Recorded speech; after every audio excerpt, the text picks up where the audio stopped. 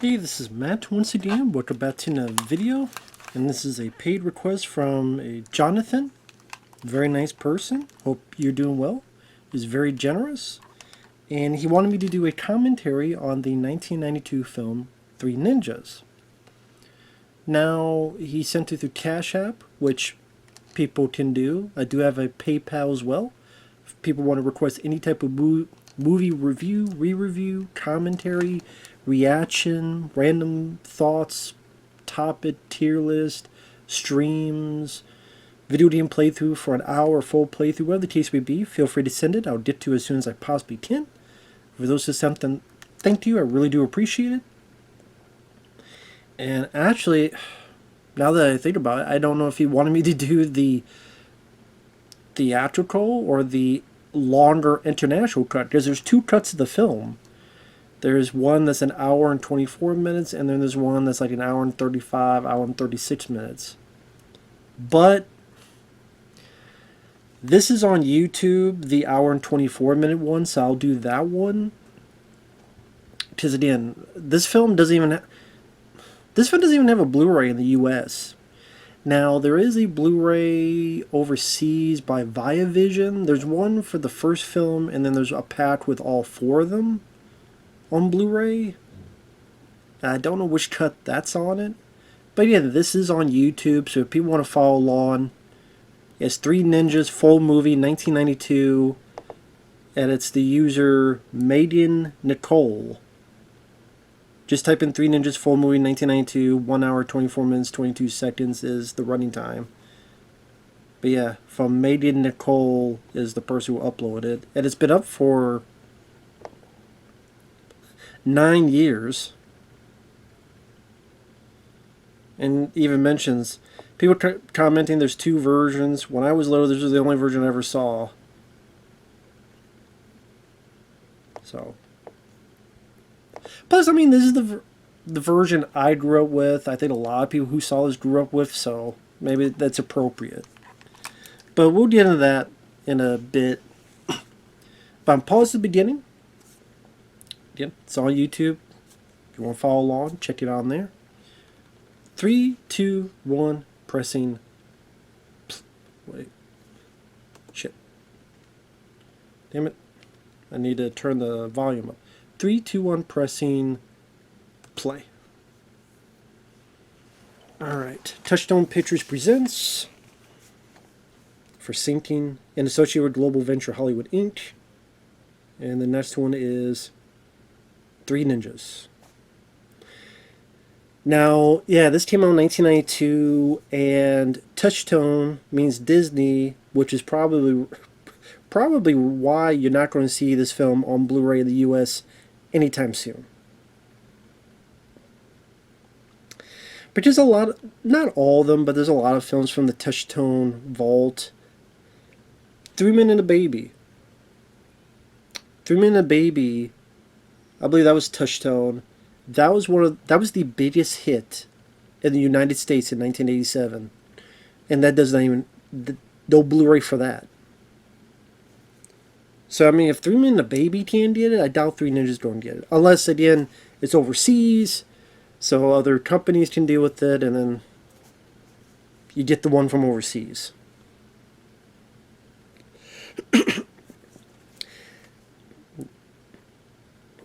I think the last time I saw this is when I reviewed it, and I don't know if that review is up. Because there's 4 movies, and I've seen all 4 of them. I do think the first one is the best one. There's Three Ninjas, there's Three Ninjas Kick Back, Three Ninjas Knuckle Up, and Three Ninjas High Noon and Mega Mountain. We have these 3 kids. The characters' names are Rocky, Colt, and Tum Tum. Yeah, their grandfather, played by Victor Wong. Victor Wong, great actor. Sadly, he is, rest in peace to him. He was in a lot of great stuff. He was in Big Trouble in Little China as Age Shin. He was in The Golden Child. He was in Prince of Darkness, the John Carpenter film. I always thought he would have been a great voice for Master Splinter. Because he has that wise, like, carefree feel to his tone. It was always great to see him in a movie. I think Victor Wong is on all four, or at least, is he in the fourth one? I think so. I could be wrong. Don't quote me on that. Now, obviously, the reason this film got made, what were the two successful films in 1990? Like, two that come up: Home Alone and Teenage Mutant Ninja Turtles. So, okay, well, what if you combine the two? What if Macaulay Culkin's character knew martial arts? Because there is a such as this film. We have these robbers, well, not robbers, but you have these three people, three trying to get the kids, and the kids are defeating these intruders that are in their home.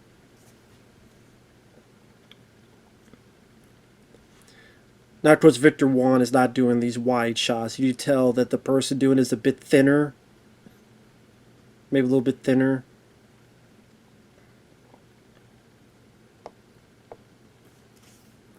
But obviously, I mean, this is a time when ninjas were coming into the pop culture in the 80s. American Ninja, Revenge of the Ninja, Ninja 3 The Domination. But especially so because of the popularity of the Teenage Mutant Ninja Turtles. You had the 80s cartoon that was thriving in the 90s. You had the first live action film that at the time was the most successful independent film ever. Until Blair Witch Project and other movies came about.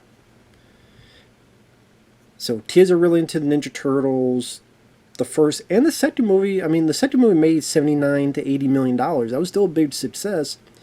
So kids are still in that state of mind of, oh, ninjas are cool. But it's like, okay, well, what if a kid was a ninja? So maybe kids could relate to it in terms of, oh, I want to be that. These kids are my age. So I can live vicariously through these kids.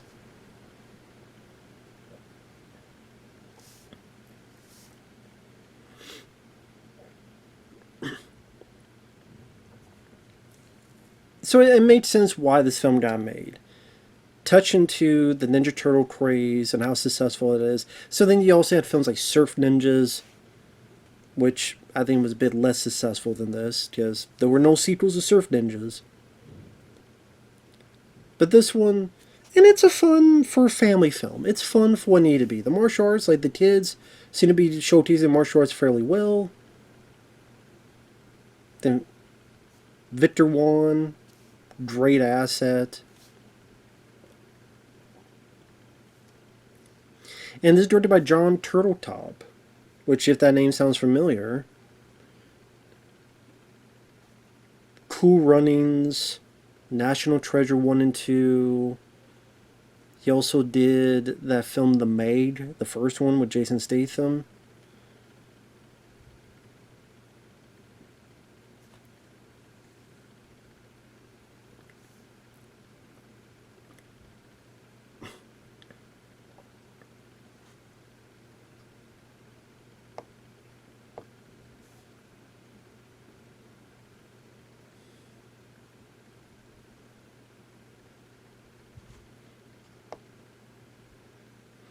Now, I know I mentioned an international version that's 96 minutes long that I guess they deemed, I wouldn't say it's darker, because I've seen it once, but it's, the ratings board, they get iffy on stuff that nowadays you wouldn't bat an eye, but either they're trying to be too protective, think of the children, so, for example, at the very end of the movie, in this cut, it ends with the cops and FBI and such are all there, and the kids are with the family, and the grandpa.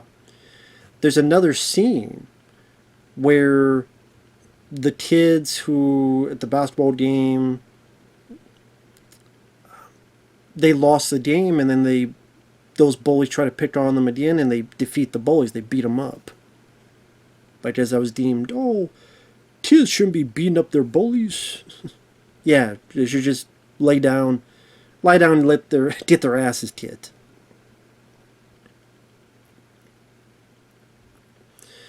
Also, other stuff like the three guys that are going to try to get the kids later. They're holding up this store. I think I'll remember when I see the scene. I don't think in this one the guy fires the gun, but in the international cut, they actually does fire the gun at the worker.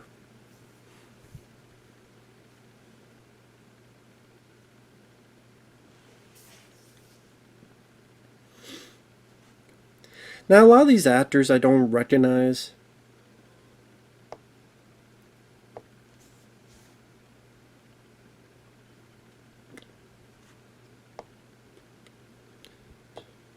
So, of course, it's still trying to have that goofy tone to remind itself that it is a children's film. Like the FBI guy going, nah, nah, nah, nah, nah, nah, and getting his ass kicked, knocked out. I think they also added like cartoonish sound effects at times, so it wouldn't be too intense for kids.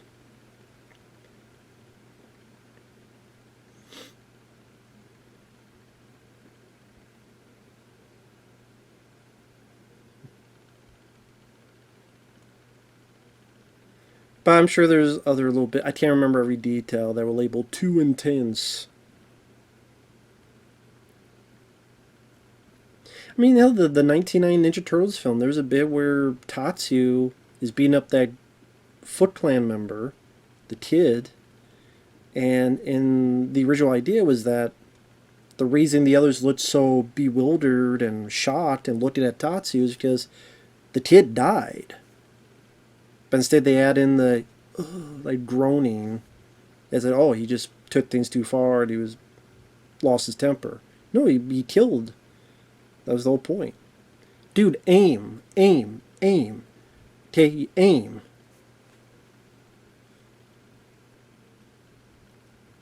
Now this guy on the left, the black guy, is Clifton Powell.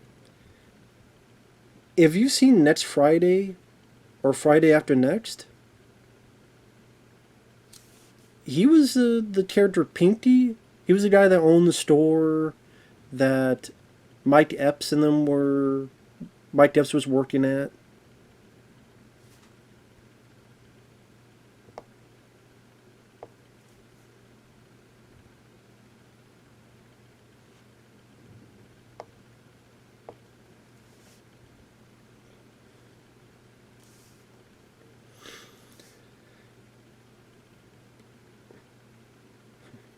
Now, of course, the bigger guy that we saw is this guy is Professor Toro Tanaka.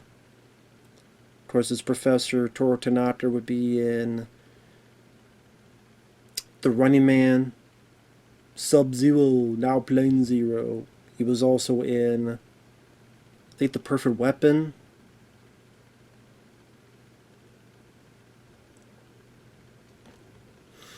Now, of course, the grandpa that says that's no one, we find out that's actually the bad guy of the film.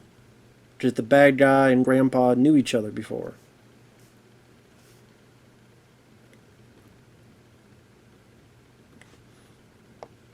Now, this goofy stuff with the food reminds you of the 1990 Ninja Turtles film with the pizza and one lands on Splinter's head. So it's again trying to be that humor, that comedy, but at the same time,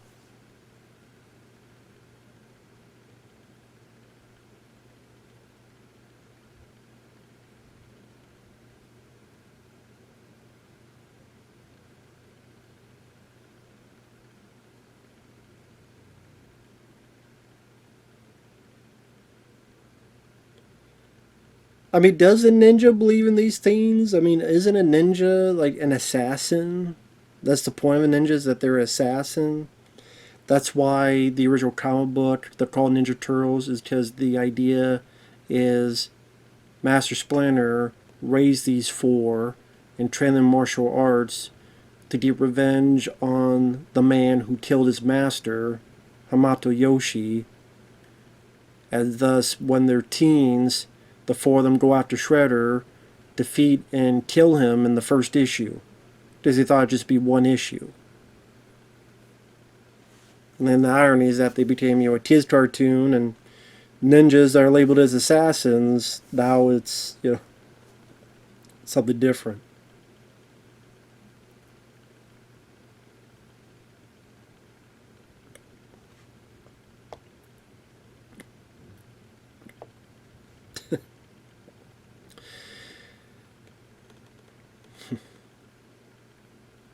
Now we want to see a little bit of these guys. Because I think compared to like the sequels, this one, the ninja, the fight scenes, I think a little bit more better choreographed. And it looked like it had a little bit more of a budget, or maybe just a little bit more time with this stuff, with the fight scenes.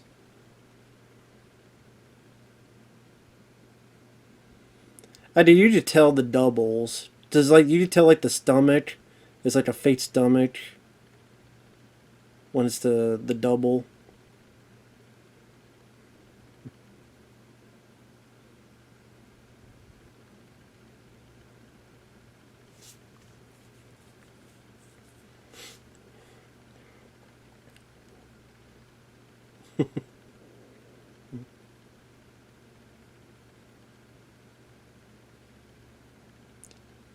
You see a little bit of those cartoony sound effects, like when his head hits the branch and boop, boop.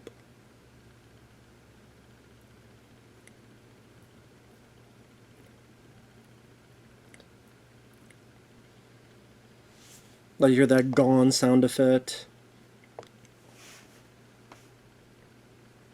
And then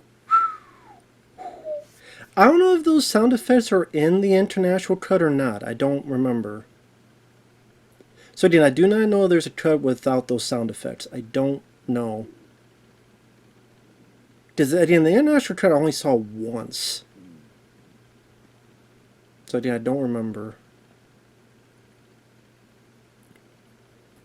I mean, these kids, they're doing a decent job showcasing the martial arts for what they can as a kid.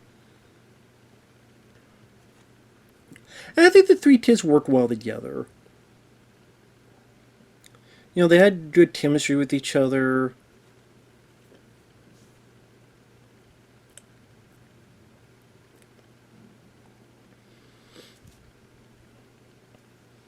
And again, this is for the audience that, the kids that were into Ninja Turtles, they want to see someone similar to that. So they have this.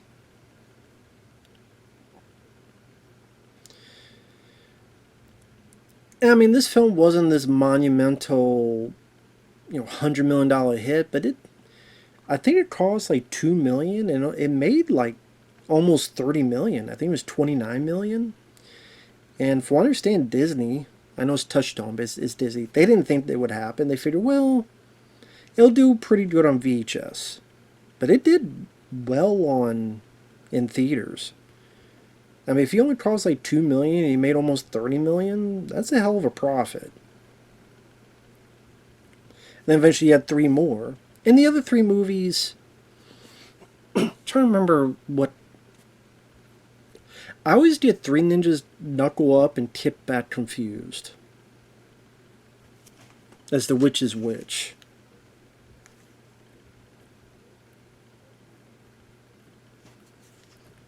In fact, this is still playing. I gotta look that up real quick because it'll annoy me. So Three Ninjas Knuckle Up is 1995. But wasn't the other one came out in 94?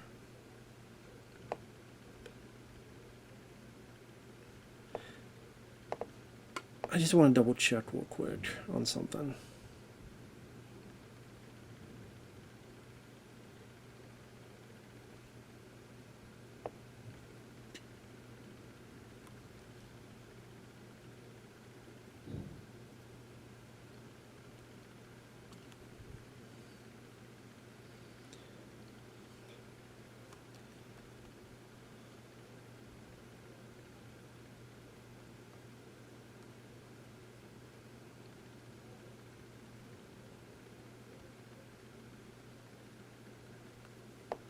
Okay, so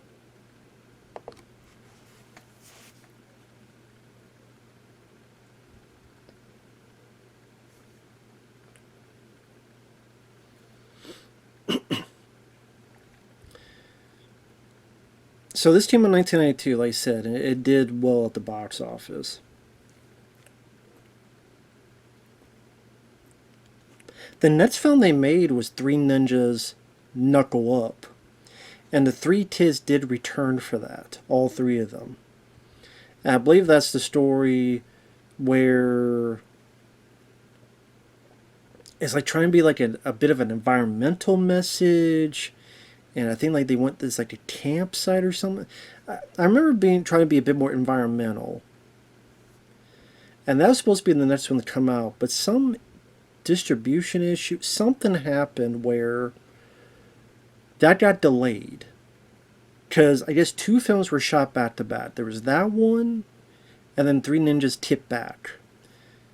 So again, Knuckle Up was supposed to be the second one, and then Tip Back is the third one. But again, because the one had issues, the third one was released second. And for some reason, that one only had one of the kids come back. The one who plays Colt. Max Elliott Slade, I forget. The one in the third, the one in the middle. When it goes with the one in the middle there. He came back for the first three. The other two were in two of them. And I don't know what the deal was with that. I don't know if they wanted more of a deal. Their parents wanted more money because it's a sequel. I don't know. Or hey, we'll put a bit more money in the second one, so all three of you come back, but we don't. But then funny enough, the third one seemed like the bigger movie because they went to Japan, and there's going to be like some tournament, but then some other stuff happens. Like I said, the third one, which well, the second one released that was supposed to be the third one, that felt like a bigger movie, but yet I know it's confusing. So again, there's this one. The second one released, Three Ninjas Tip Back, was supposed to be the third one. And Tip Back is the one that had video games. Super Nintendo, Sega CD, Sega Genesis. And then Three Ninjas Knuckle Up, that was supposed to be the second one, came out third. Then the fourth one, High Noon and Mega Mountain, Hulk Hogan was in it. Ernest P. Worrell himself, Jim Varney was in it. Took place at an amusement park. And none of the original kids are in it. I don't even know if Victor Wong is in it.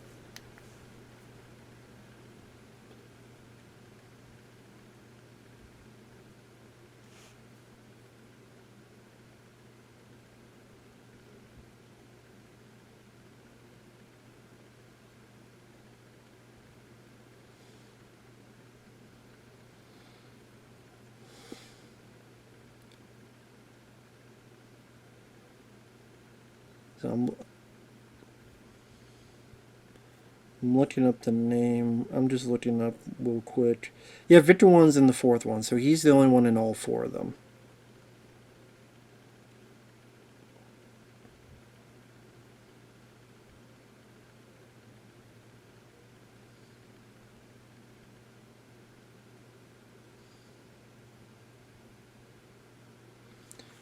So this kid who's talking Rocky, that's Michael Treanor, or Treanor.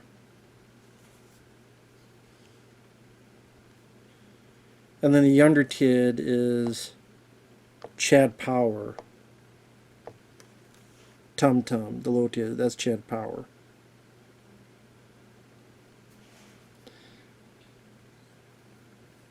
So yeah, Michael Treanor is only Three Ninjas Knuckle Up is Rocky, then he was an uncredited extra in Best of the Best 2.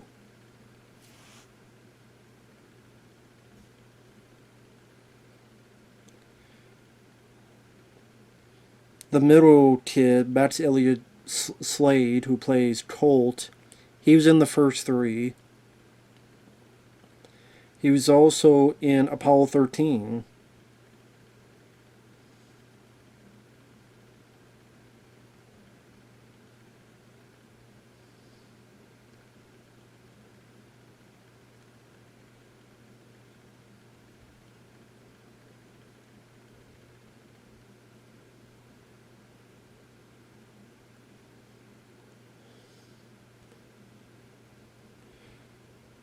Rand Kingsley plays Snyder. Very, pretty tampy performance. You say it works for what kind of film it's trying to be.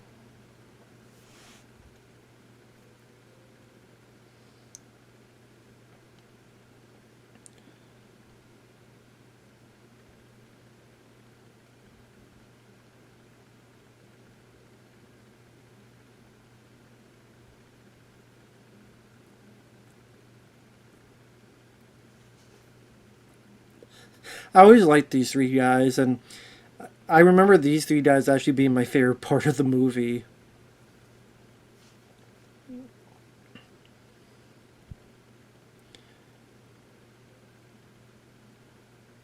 Because they told like Wayne and Garth from Wayne's World.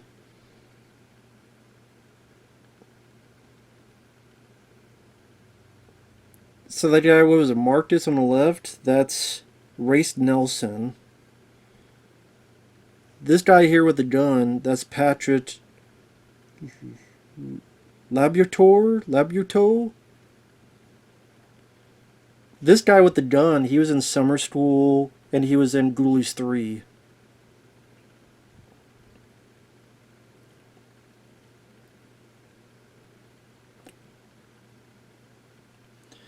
Okay, so yeah, it's not in this. In the international cut, the 90 some minute, he actually shot that gun and some bottles blew up next to him. So that was cut out. I guess that was deemed too intense.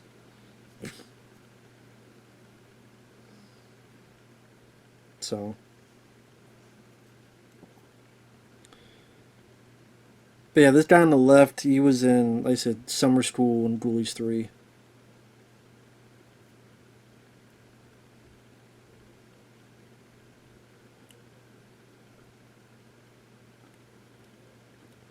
And then the third guy is DJ Harder.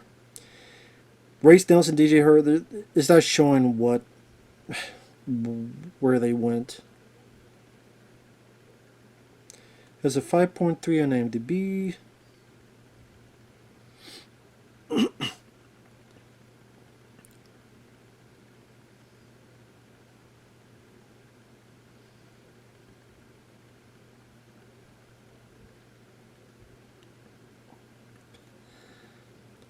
I always remember that back in the day. Rocky loves Emily.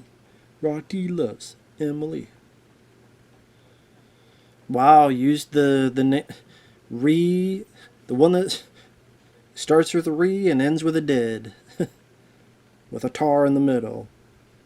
See, even kids' films were able to say stuff like that back in the day. Nowadays, you just get canceled.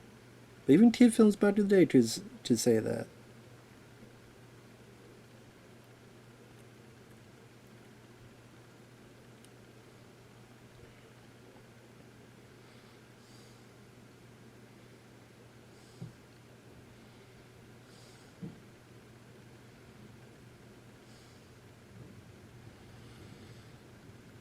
I think if this film came out on Blu-ray, I think it would do better than what people think. Because there's a lot of people that do have a nostalgic fondness for the film, and I like it for what it is. Like nostalgia does play a part of it. It's not that I rewatch this a lot, and I mean this is probably the second time I've seen it in 20 years. But I do remember watching as a kid, and I think the three kids worked well together. They seem natural in their interactions with each other. It doesn't feature a lot of stupid like fart jokes, barf jokes, that type of thing. The humor's pretty clean. And then these three are pretty funny. And it seems like, okay, imagine Harry and Marv, if they were surfer dude types. Because there's a chunk of this that does play off like Home Alone.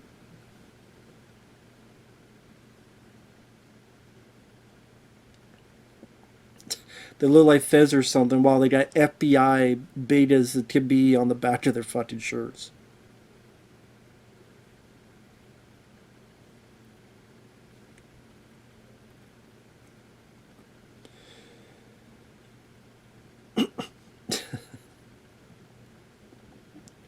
Slurpee?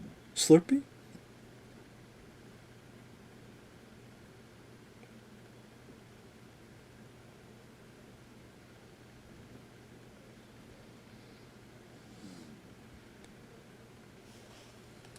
Yeah, this is for that one guy, DJ Harder. One of he became more a cinematographer. He only acted in one other film, Dark Side of Genius, 1994.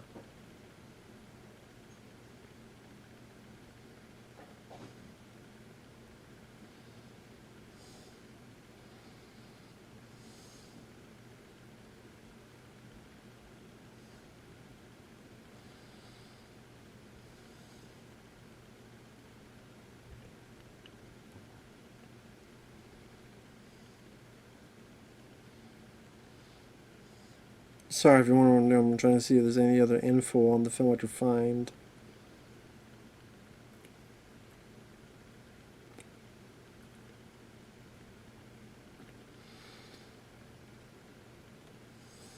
Like I said, this one felt like it had a little bit more of a polish to it, while the others, they felt more, even though I think one or two of them went to theaters, they just felt cheaper. I think Jon Turteltaub brought a hand into that. I do think he's a reason for that, because again, Cool Runnings is a good one. I like National Treasure. I'm not a fan of The Maid, but it is what it is.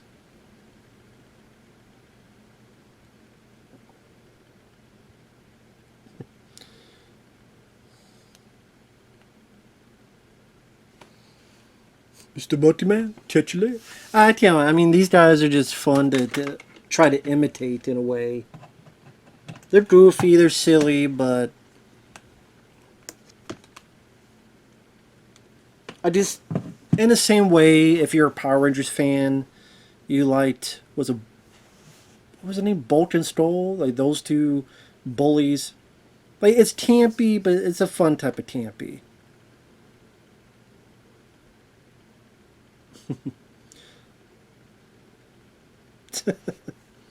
Slow down, slow down.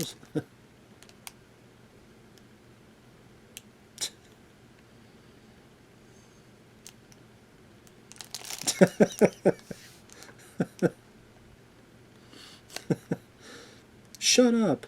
No, not you, the kids.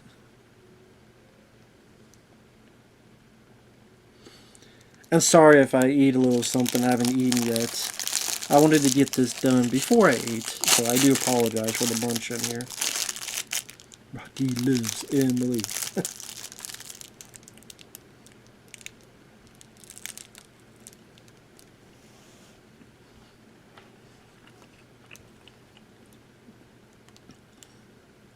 What the fuck? These kids, the West Side Story of Suburbia?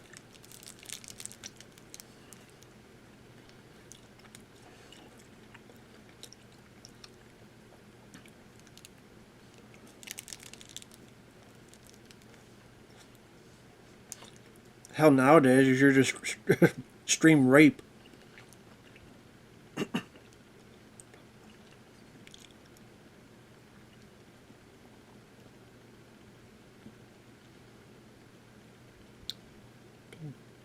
How's this his fucking fault? You gave up the bike. Shouldn't have stopped.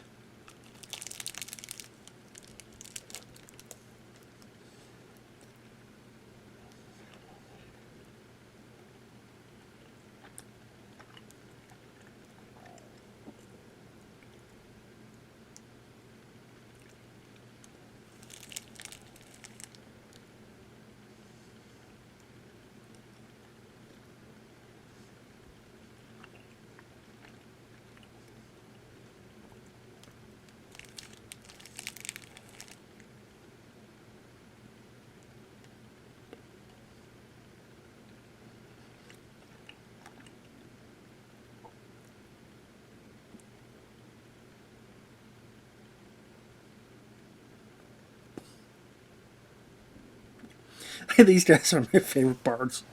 What time does school get out? I don't know. I didn't stay till the end. God damn. Fucking Beavis and Butthead.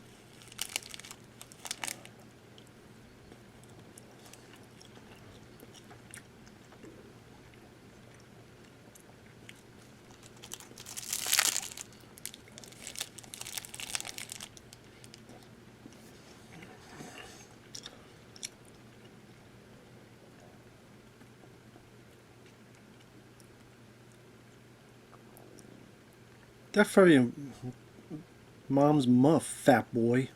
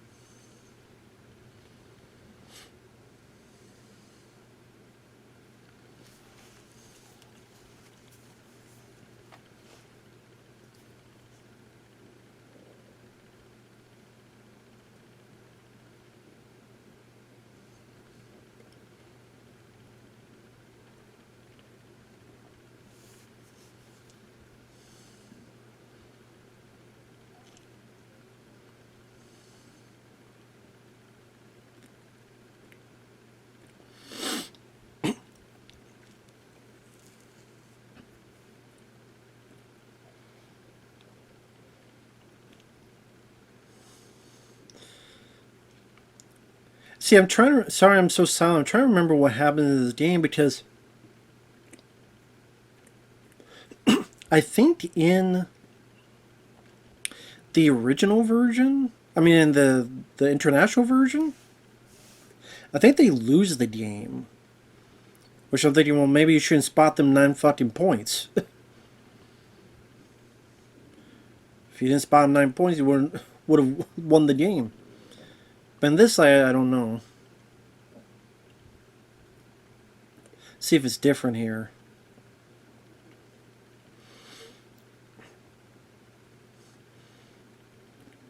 Just another thing, kids were... Not saying kids aren't into it nowadays, but it felt like back then they were even more into basketball. You see more basketball movies, like White Man Can't Jump. Basketball being, you know, and...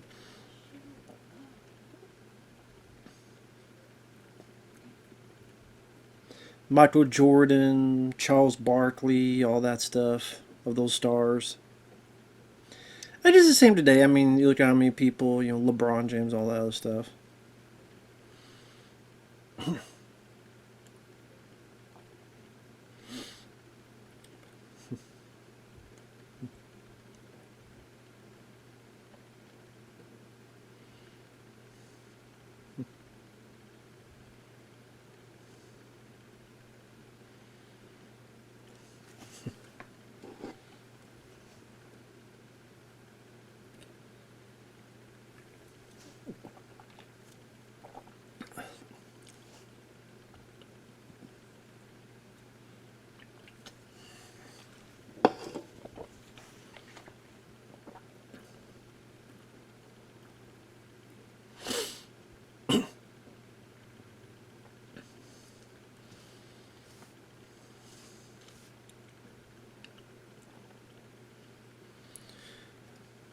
Yeah, you tell this edited in a certain way.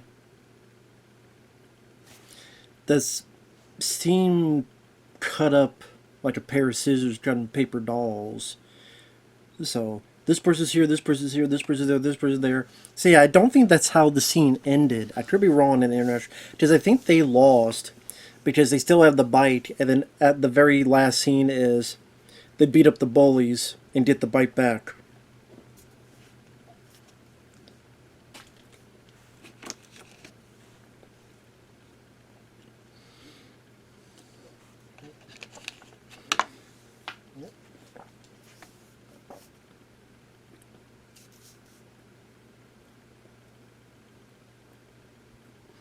And honestly, with this film, like, you only needed one movie. You didn't need 4 movies. I'm sure the second and third film, the reason they did it back to back was because, listen, we know this isn't going to have a long lifespan. So get it where it's hot. Get your money when and where you can.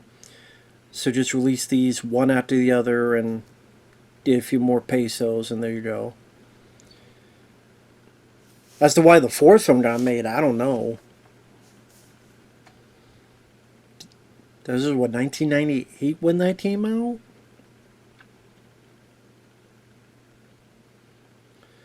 Maybe the others did well on VHS, like we'll try one more time.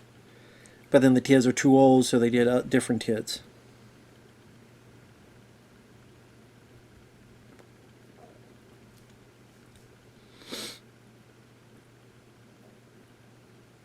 Sorry if you wonder why I keep doing it with my chin. Just these sinuses are killing me with this weather. They're just going up and down like a teeter totter.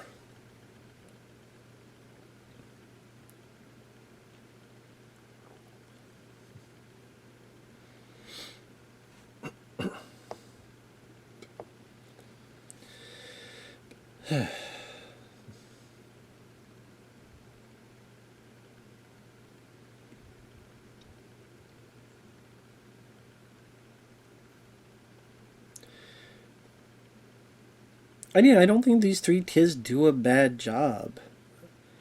Like they were poorly acted, but they look like they were brothers. Like they acted with each other and the camaraderie. I think did a decent job. I think also because, in a way, the simple way the story plays out makes it much more palatable for the viewer. But just, oh, well, we gotta go to an amusement park, we gotta go to Japan, we gotta go to a camp. It's like, no, well, them being here is stuff people can relate to more so. School, defending your home. And again, it reminds you a bit of Home Alone, which was a huge hit. So intruders come into a home, and the kids are defending the home. But yeah, what if Tim McAllister do martial arts?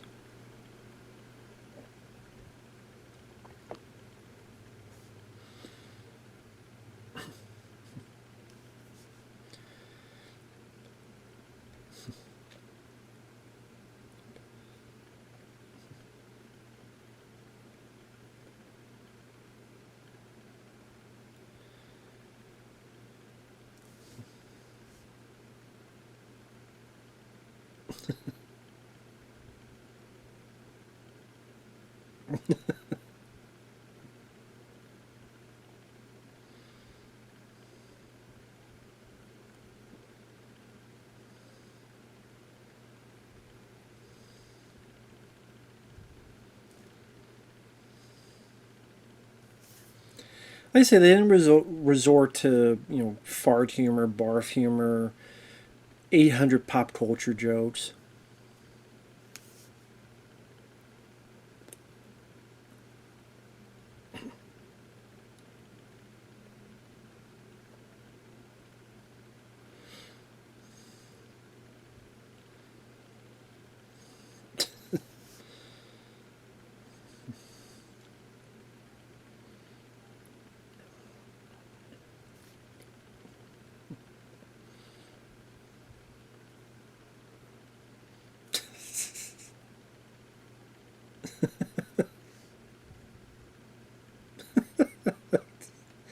I don't know why. Maybe it's just nostalgia talking, but these three guys I get such a kick out of. Just how silly and goofy and how they work together as a team and just the way they talk. Not cool, bro. Sensitive. And he goes and gets a piece of pizza, comes out. Righteous.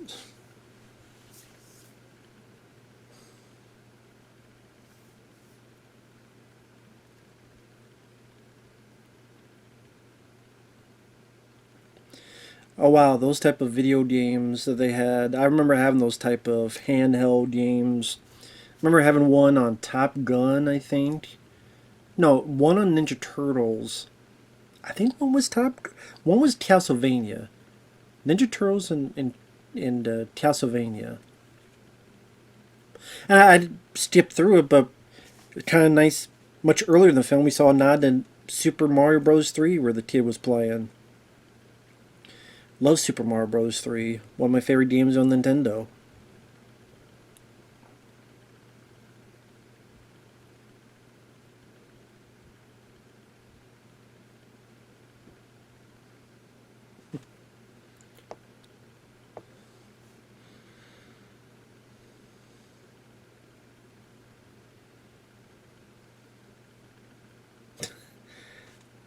It's just like for villains, and at times they're really wholesome. Just weirdly wholesome. We should save some pizza for the kids. Yeah, they're probably nice kids.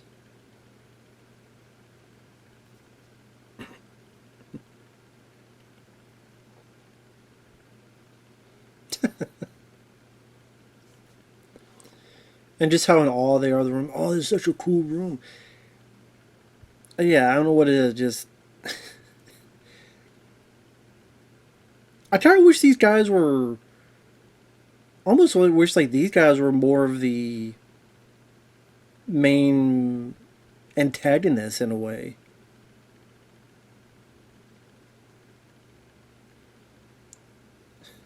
If I was a little booger, where would I be? Mom and Dad's room. I don't know, I'm just repeating what the hell they're saying. I know, that's annoying.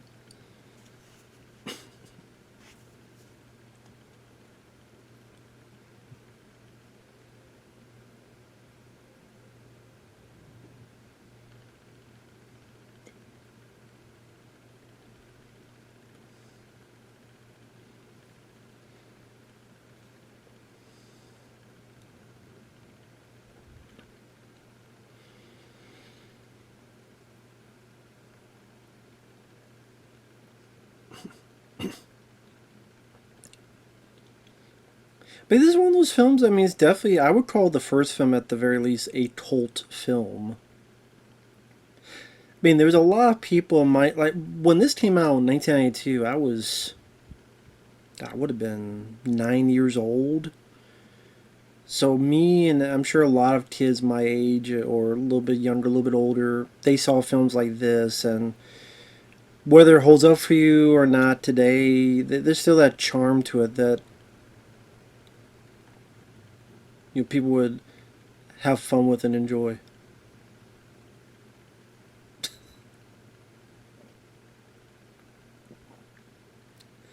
Just the way that he had so, but oh no, robbers.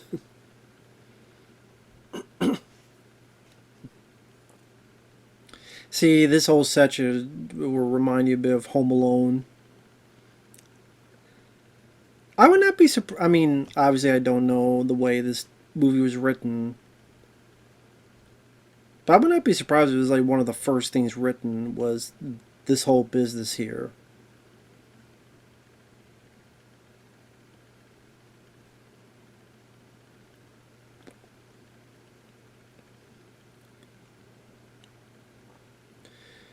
And then, like Kevin McAllister laying down traps, among the other stuff, using whatever you have around the house.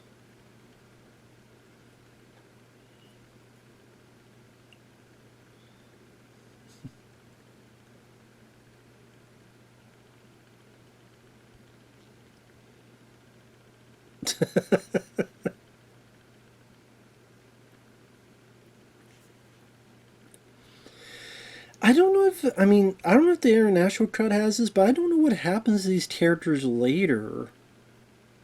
If they're arrested, if they're killed. Yeah, I don't know if it's mentioned in the international cut because after a bit, it kind of seems like they disappear and don't really know their fate.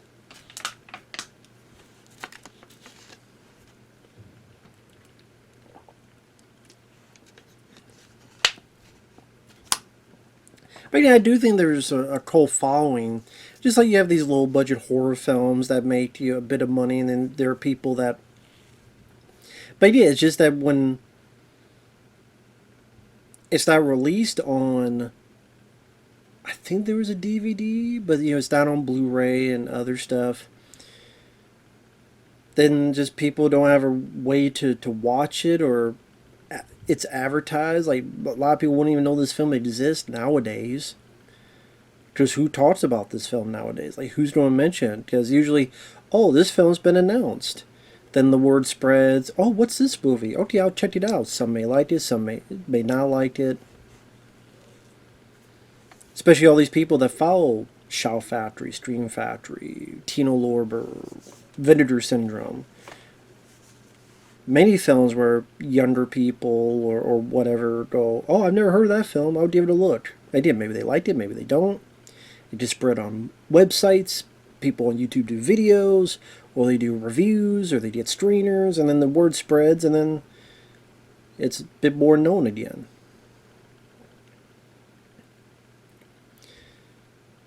Again, a lot of this is very reminiscent of Home Alone, among others. The bumbling crooks.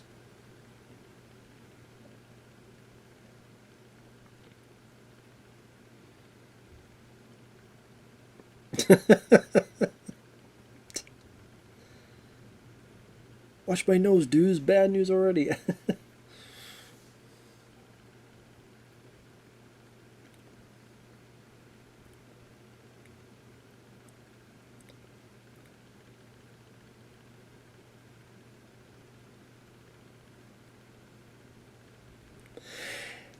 That's the thing, though. Like, if they're able to take on actual ninjas at the beginning, these guys should be a piece of cake and just beat them up. And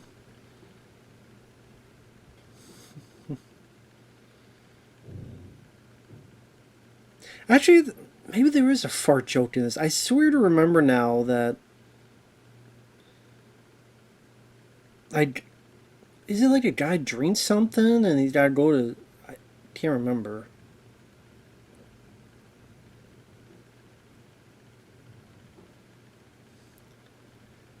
Now, of course, there's always the question of why don't you just run out the door, run away, and get to a phone?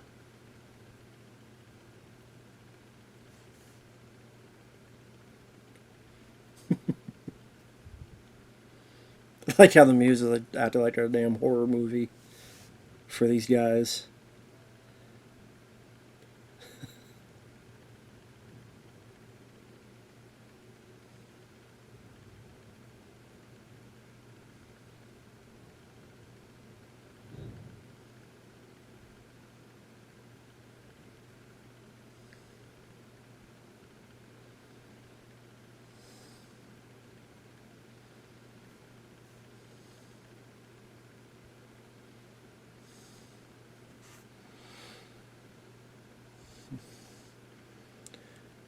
Because from what I remember, what happens eventually they get kidnapped, and then it's all on a boat.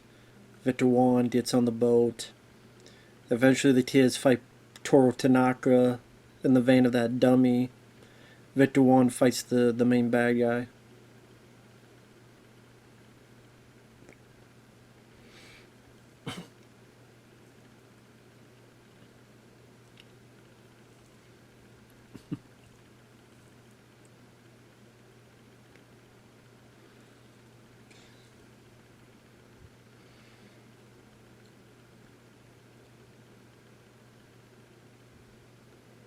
Yeah, there you go. Yeah, it's why I said about fart jokes, and I'm like, I just like popped in my head, and I now remember this.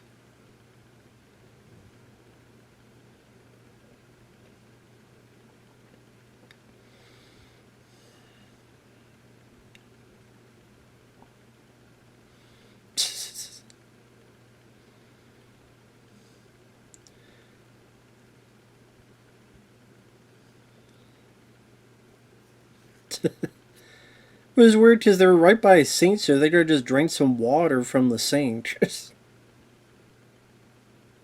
instead of drinking what the hell they were given.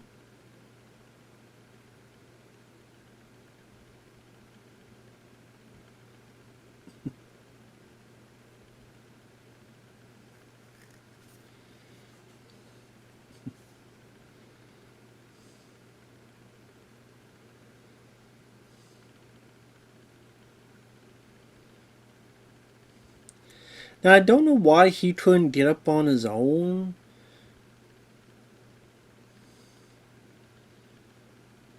Because it's like right here, I might just get up so it loosens, but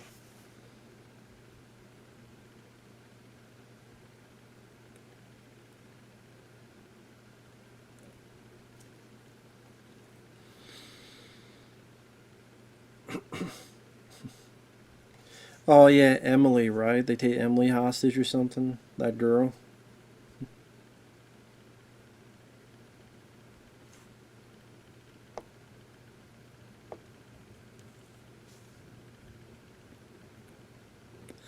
I never understood how this worked, the whole tin can thing.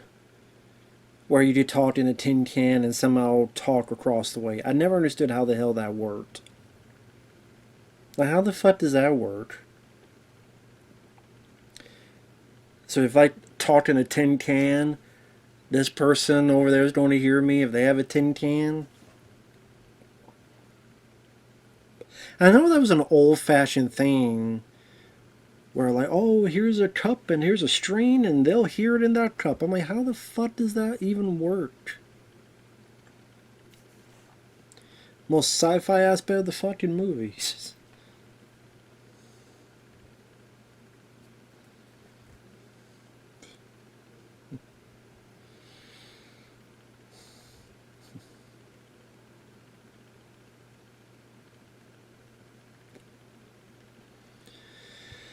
It's like, again, if they just ran out of the fucking house, just run out of the house and get to a neighbor or a phone. Something.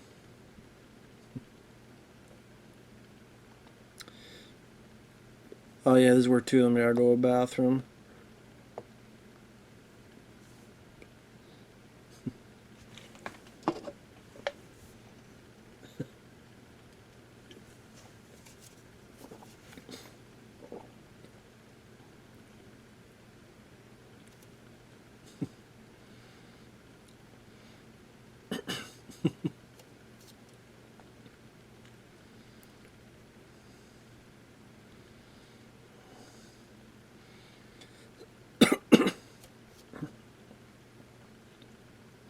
Ooh, nice right hook.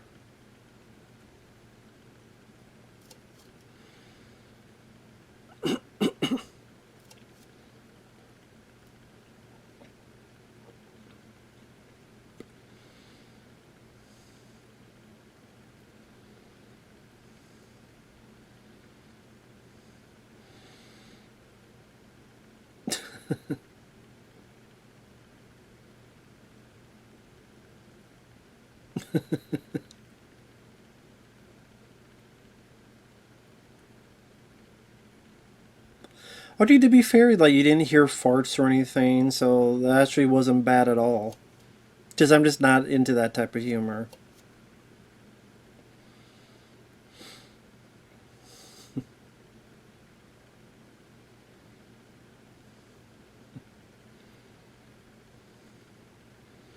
Oh, it's the bad guys. Oh no, it's I forgot.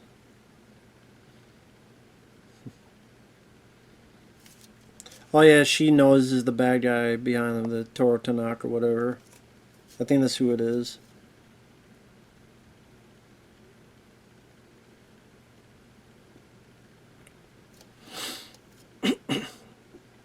Yep, there you go. Which I know, Sally, he's passed away. Toro Tanaka.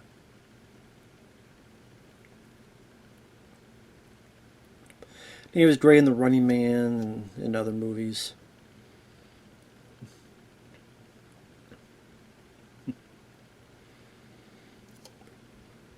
I like that the other guy just had this massive fucking machine gun.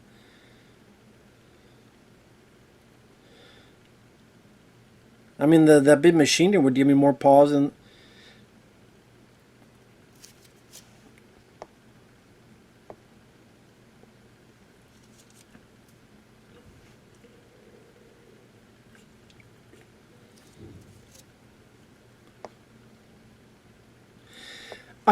I still don't get why they would leave the girl there. Like, they would just put it. They wanted to leave a note Just put a note on the door and you take the girl. You don't leave the girl. Because the girl to give... Now she can give testimony. She can give positive ID on the attackers, the intruders. Like, you don't leave a witness behind to give this note. You just put the note on the fucking door. And also, like, what happened to those 3 guys? Those 3 guys who were the kidnappers. What happened to those 3? You never know what happened to them. I mean, I guess maybe you're assuming they're arrested, but you never see that. You would think there'd be at least one scene when... You know what actually would have been funny? If the 3 kidnappers, they say, hey, we'll make a deal with you. We'll show you where they're at. And then, like, one thing leads to another, and then they work with Victor Wong, and they become the good guys. I just want to see more of those guys. Because, I mean, they seem so simple-minded and so easily to turn. Make those 3 show Victor Wong, and Victor Wong, like, teaches them a few things, and maybe, like, these 3 guys have the same innocence as those 3 kids, but they went down a wrong path. So maybe after a few words of knowledge from Victor Wong, they learn a few thing or two, and it's like, man, we could have been, you know, we wish we had someone like you when we were kids. I mean, it's a goofy family film. You say it doesn't make sense, but I mean, I'm just spitballing because I just want to see more. Well, what happened to them? They're my favorite part of the movie, so I wanted to see more of them. So yeah, I think it would have been cool if, like, those 3, John, Victor Wong, and the 4 of them go in there.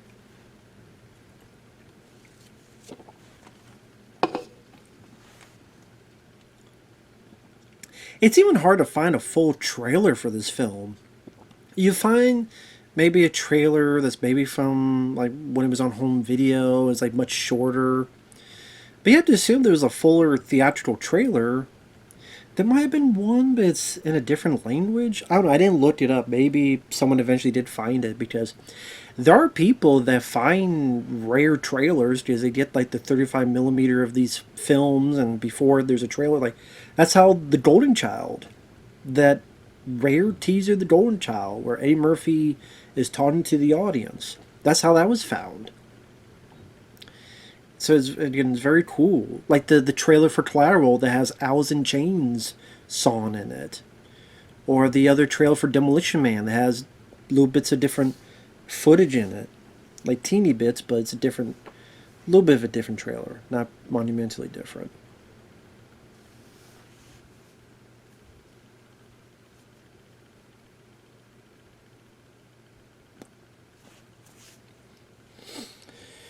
And I mean, this movie goes at a decent pace. I mean, we're already in the 3rd act.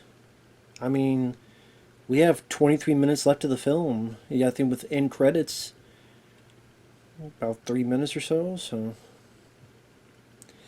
But again, this was a film that, for people who, like kids who wanted to see more martial arts stuff, but they weren't old enough to see Van Damme, Steven Seagal, which, I mean, they were in their prime at this period. Jean-Claude Van Damme, think of just martial arts movies. Jean-Claude Van Damme had Universal Soldier in 1992. Before that, Lionheart, Double Impact. Then 1993, Hard Target. And then 94, Time Cop. Steven Seagal. Under Siege, I think, was 92. Before that, Above the Law, Marked for Death, Hard to Kill. Under Siege became Seagal's big hit. Universal Soldier became one of Van Damme's bigger hits. So it was definitely an audience for these films. And kids like me were big fans of that stuff. We're getting more into martial arts. And again, I think for a big generation, a big part of it was the Ninja Turtles. I mean, people may not realize, how huge they were. They were a huge phenomenon. from like 80, 89 to 93, like that couple years, 88, 89 to 90. People forget. But you may say 87 because I think that's when the first season of the cartoons. Let's say like 87 to 93. Let's say that period. Huge.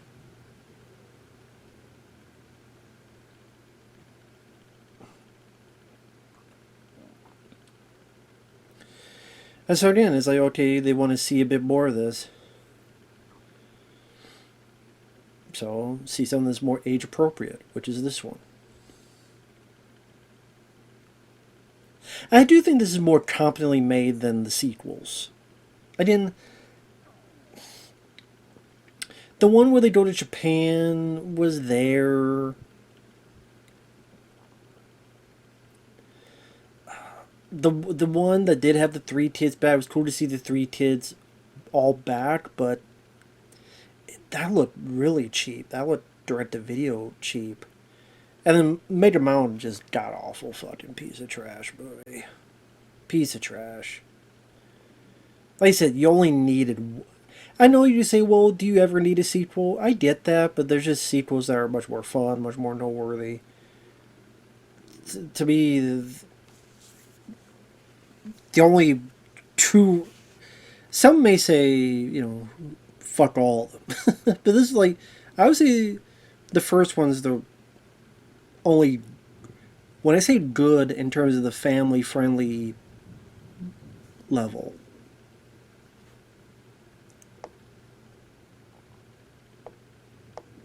It's a short film. It goes at a decent pace. The kids work well together.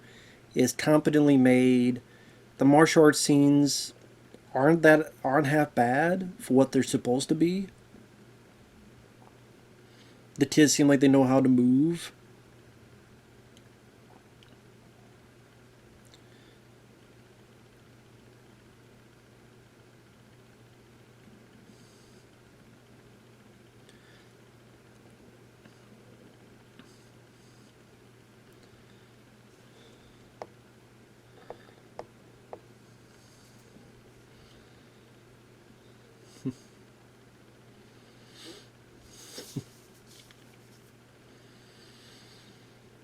And they remind me a bit of the 1990 Ninja Turtles film where Mighty and the Foot Clan member had their nunchuck standoff. Now again, with these films, you always have to give a bit of escapism of could kids really beat up adult level ninjas? But in the kids' movements, at least the two older ones,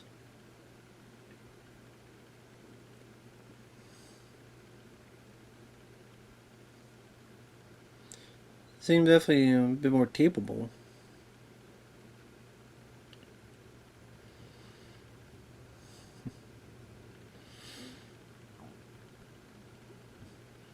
Isn't it like the steam or something?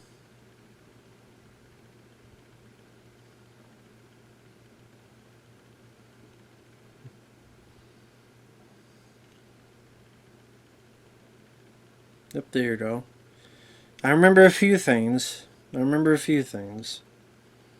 Even from back then.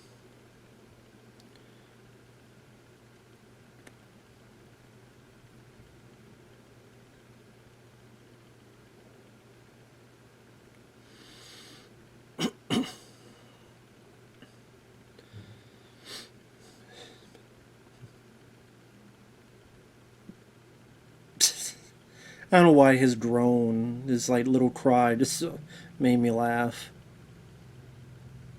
From back.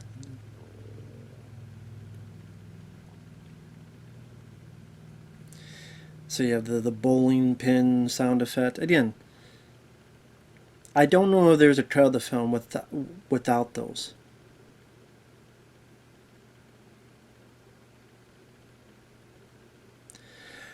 Okay, for some reason, I don't know why, I have this memory that when Victor Wong turned around and he ran off, you would hear this, like this laugh. That's so weird. I don't know if that's a Mandela effect type of thing or what, but yeah, I swear it's like he turned and he went further down the hallway and you hear this. I swear I remember seeing that. We should run. We should hide. We should kick their butts.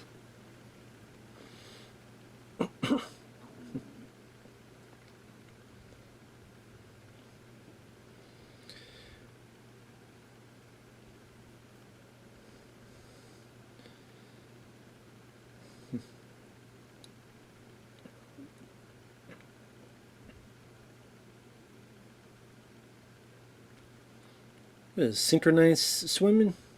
What the hell?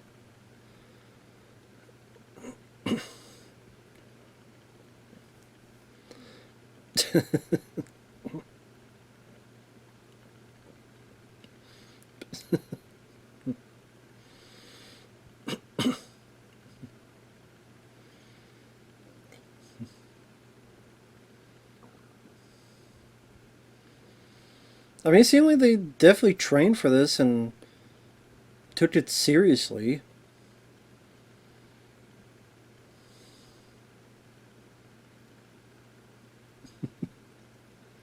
Yeah, it's just goofy. It is silly, but I mean, it's in the tone is consistent throughout the film.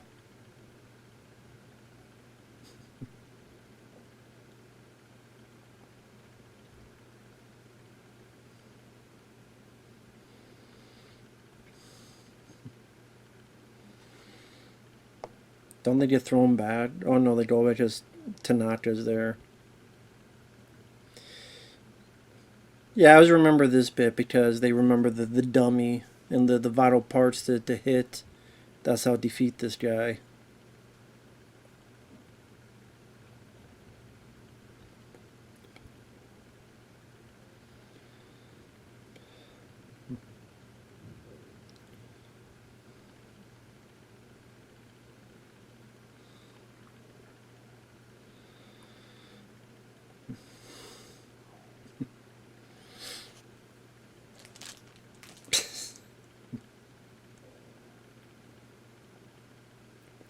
Now, obviously, because it's little kids, you can only do so much. I mean, you can't have adults just beat the shit out of a kid and you know, power drive them and shit.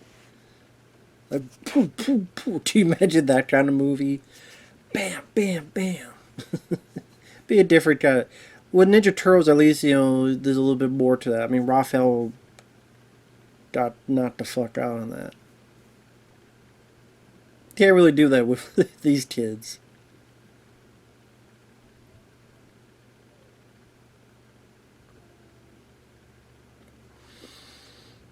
There you go.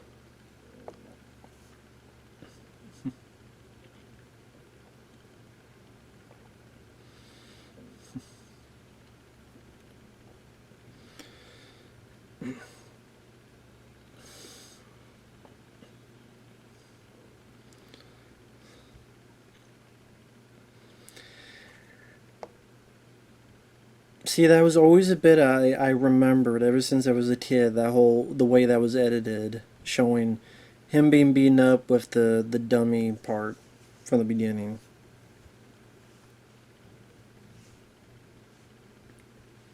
They're like, fuck this fair shit. I'm thinking you had guns with you the whole time. Where the hell did you get the guns? Why didn't you pull them out sooner? I'm like, you assholes had guns the whole damn time.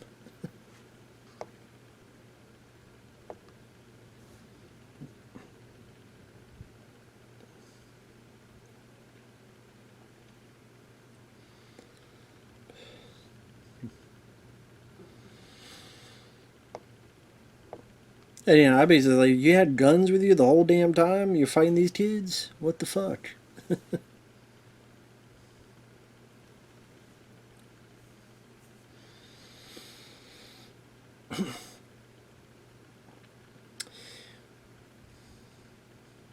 And yeah, it's one of those things where I would not say that the leads don't fight the main villain, but I guess that's also well, I mean the Turtles did fight Shredder. It's just that Splinter is the one who defeats him.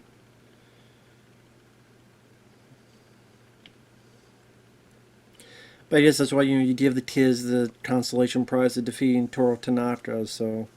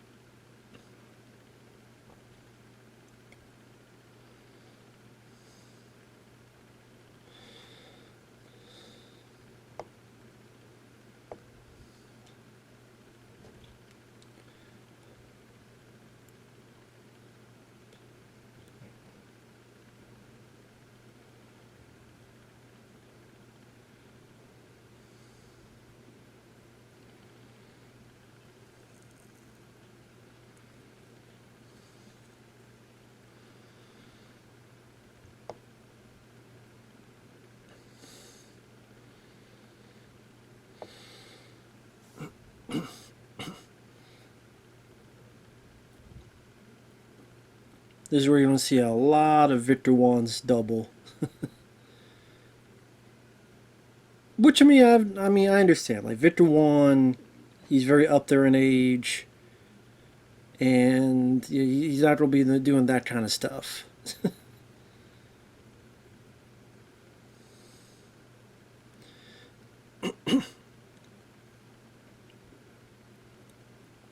That's a good, I don't know what you call it, like kind of a bat flip, but then spring back.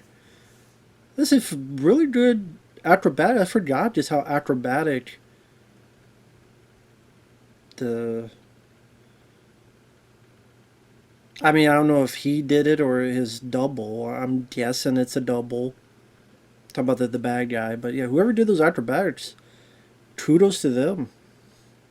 I don't know if that person ever sees this. Congrats, those are really good flips and acrobatics.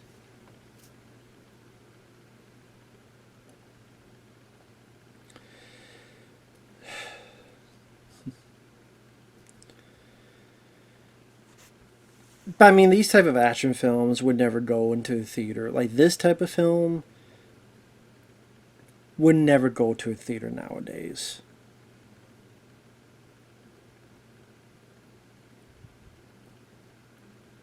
Hell, they wouldn't even make this kind of film nowadays. A martial arts film for kids? No. Because if it's martial arts, it's going to be more of the John Wick type of kind of doing this and doing a little bit MMA and grappling and things of that nature. It's not going to be this type of martial arts.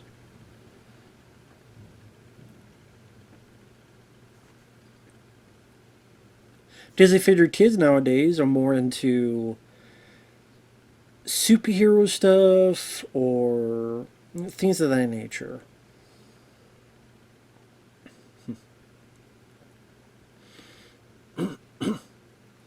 That's a good flip.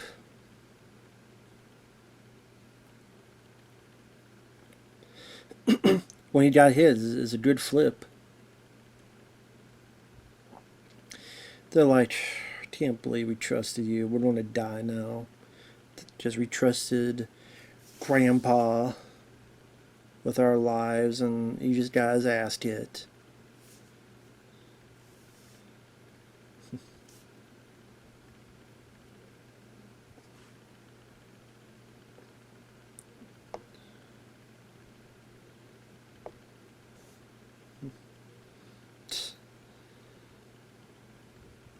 Just know you couldn't keep his bib trap shut.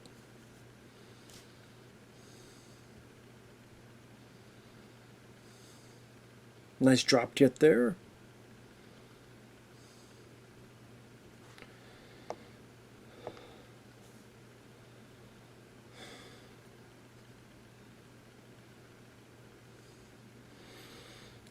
For a split second, I almost thought he was going to do the Mr. Miyagi honk with that.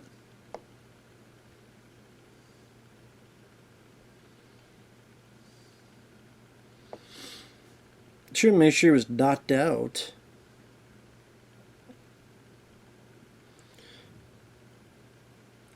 Of course, you're not going to you don't see as little of that gunshot as possible.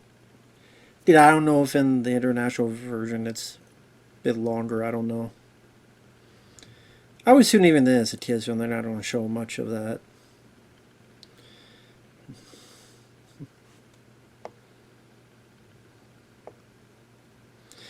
Again, like, what happened to those three guys who were kidnappers? We never find out. Never find out.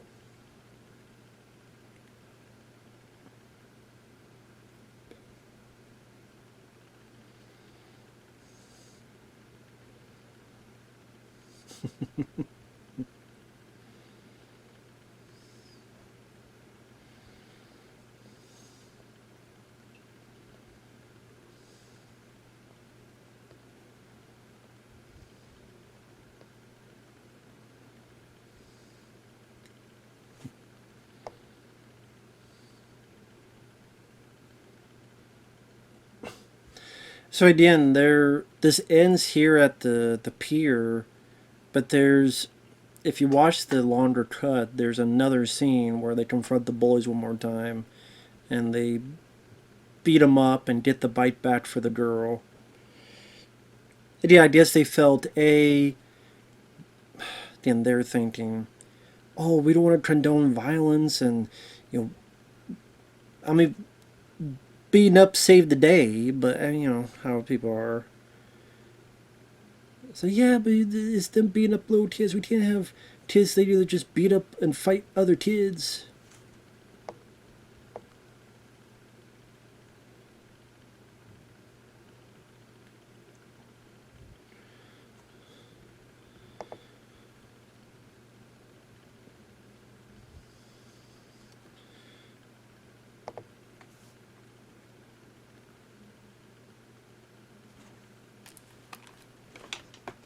Yeah, and there you go. There's three ninjas. Again, Disney felt this was going to be a film that it'll do whatever in theaters, but it will make our money back. The theaters will just be kind of us advertising that this is a thing. And hey, you're not going to see it, but check us out on VHS. But then again, they made a decent profit in theaters because there's still a bit of hunger for that martial arts entertainment, especially with kids. Which, I mean, I was that audience. I was that audience wanting that kind of stuff. Those are the three guys, my three favorite characters of the movie. And yeah, it's like, what happened to them? Don't know. But, yeah. I think I do have the international cut here, so I'm kind of curious on a thing or two. First, I'm curious on the basketball bit. Just looking real quick.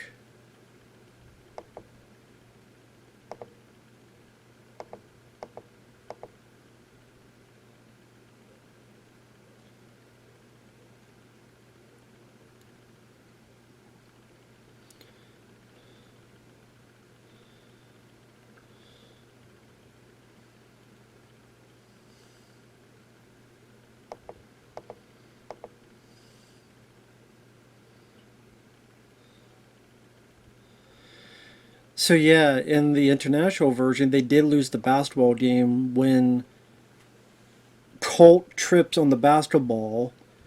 The other kid gets it, and then takes the ball home. As in, hits the shot and wins.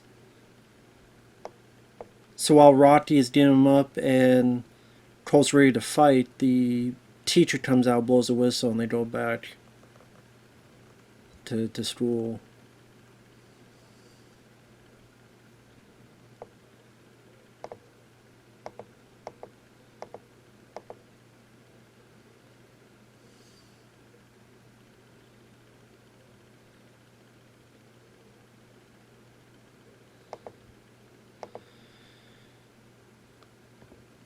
And then after, at the house when Colt is grabbed and he's upside down by Toro Tanaka, there is another scene where the leader of those three, he says a few words, and then Again, you don't really know though what happens to them.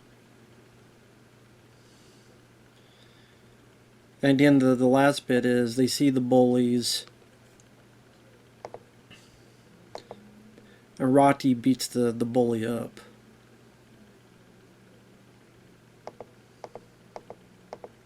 So there you go.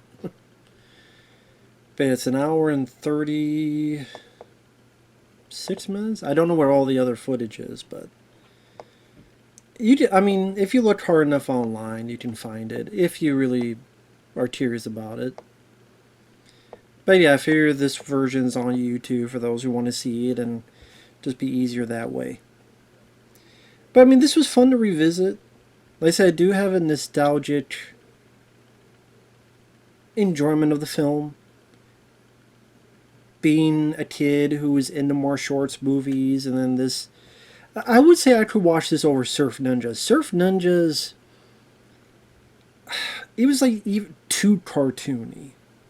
Like it was so cartoony, and you know the video game, the Game Gear, whatever that controls or sees the whatever sees the, I forget what the hell it does now. Sees the future, whatever the fuck it did, and I didn't think the action was that great.